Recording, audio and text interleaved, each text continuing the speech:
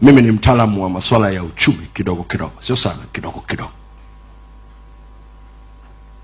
Uchumi wa sera na uchumi wa kimataifa. Na katika kazi yangu nilijitengenezea filosofia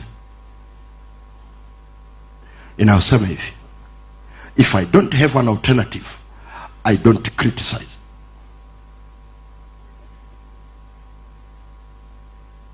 If I don't have an alternative, I don't criticize. If you don't have an alternative, don't criticize. Maana yake kama huna kitu kingine mbadala juu ya hicho kinachofanyika ili ifanyike vizuri zaidi, funga mdomo. Angalau kuna mtu anafanya kitu. Unasema hiyo filosofia uliipata wapi? Iko kwenye Biblia. Mungu aliwaambia wana wa Israeli, pamoja na kwamba nimewapa nchi ya Kanaani, hao walioko huko ndani siwezi kuwafukuza mpaka mtakapokuwa tayari.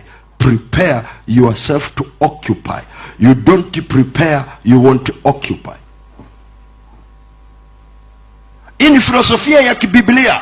Usije ukafikiri Mungu atakupa nafasi kwa sababu ni fundi kulalamika. Mungu atoaje nafasi za uongozi kwa mafundi wa kulalamika? Hawapewi. Wanaweza kapewa na wanadamu lakini sio Mungu. Kasome Biblia yako. Wapelelezi 10 na wale wote waliowafuata walifia jangwani. Caleb na Joshua walienda Kanaani. Kwa nini? Kwa sababu mfumo wao wa kufikiri ulikuwa tofauti. Habakuki kilichomkwamisha nini? Alipoona matatizo akaanza kulalamika. Sikiliza, Mungu anapoangalia matatizo haangalii kwa jinsi tunavyoangalia sisi. Anaangalia in terms of solution. Wewe unaona dhambi, yeye anaona msalaba. Wengine hawajasikia ninachosema.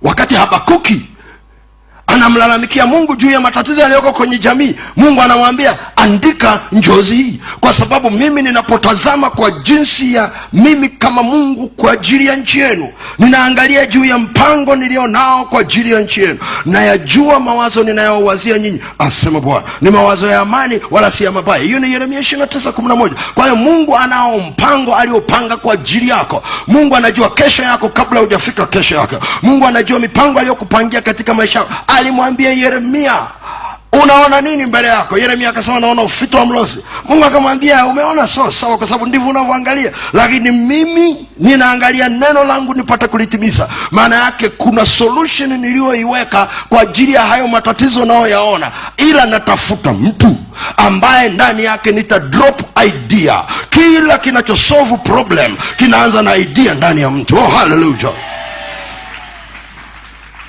Na watu wote wanaolalamika hawana nafasi ndani yao ya kupokea mawazo mapya. Unasema Kasego unaongea kitu gani? Tafuta wabishi na walalamishi. They are very difficult to change. Nenda shuleni, nenda nyumbani, nenda mahali popote pale. Tazama mtu mwenye kinywa cha kulalamika, alafu muone kama anabadilika. Mzito sana kubadilika. Kwa sababu moyo wake hauna nafasi juu ya wazo jipya. Imejaza tu kulalamika. Sikiliza, wanaweza wakalalamika watu wengine, lakini kama unawaza kuwa kiongozi siku moja, badilika kulalamika kwako. Unapoona problem kwenye society, nenda mbele za Mungu. Hivi mimi ningekuwa kiongozi leo hapa, ningefanyaje? Jifunze kuomba namna hii. Utashangaa. Nilienda kwenye chuo kikuu kimoja